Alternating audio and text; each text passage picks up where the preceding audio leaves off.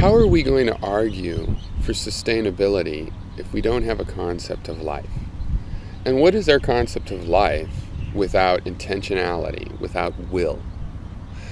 Is the moon sustainable? I mean, yes, it's just sitting there with a bunch of dead stuff. If a comet strikes the moon and makes a big crater, has that harmed the moon's sustainability? No, because it's a bunch of dead matter that has been rearranged. Now, you could argue that aesthetically, perhaps the moon isn't as beautiful after it's got struck by this thing. Maybe it's a big garbage meteor.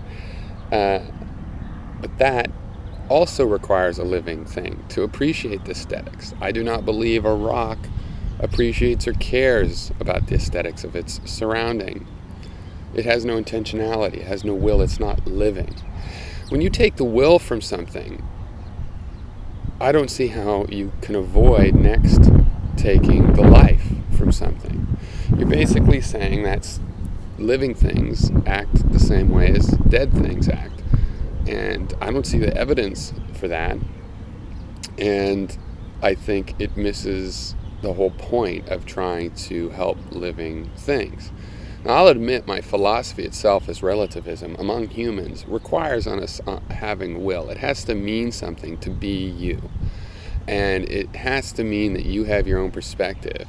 And as a relativist, though relativism is true among physical objects, it means that I go to you to find out about your point of view.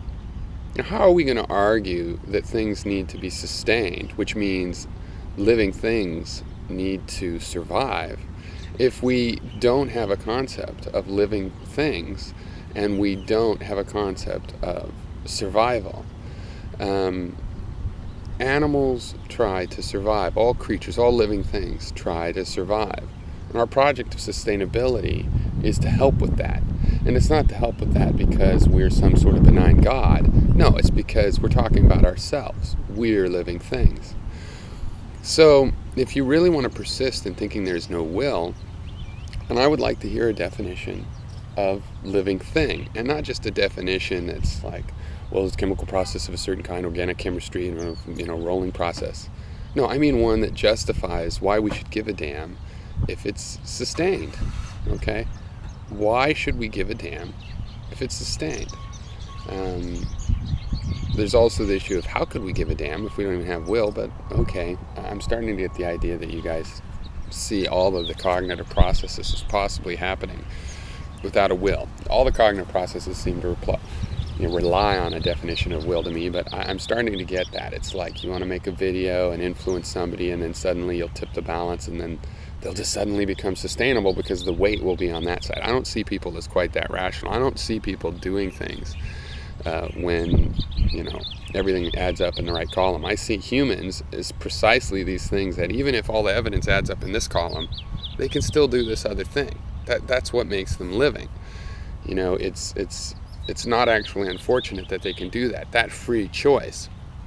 No, I'm not a theist, but I do believe in the sense of the meaning of our lives. There's some fundamental value given there by the fact that we can make choices.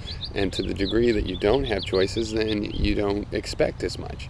We don't expect morality from tigers with respect to, let's say, killing our babies, because we don't see that as a choice that the tiger has. On the other hand, how they treat their own cubs, a lot of things that they do have choices about, their techniques for hunting. These things, they do have choices, and those choices have ramifications for them as living creatures because they affect their survivability. To support sustainability, we have to talk about survivability. Survivability is the essence of life, and it is inexorably tied to choice, to animals and living creatures have certain choices. Those choices are limited, and they're not conscious. They're not all conscious. Much of our will is these urges that seem to come from the unconscious. But let's not go extreme to the other side and say, oh, well, it must be totally unfree. No, let's stop in the middle and realize there is an element of determinism. It's just not a closed determinism. It's an open determinism. I mean, I can't choose not to need air, okay? But I can choose to not pollute the air. So, cheers.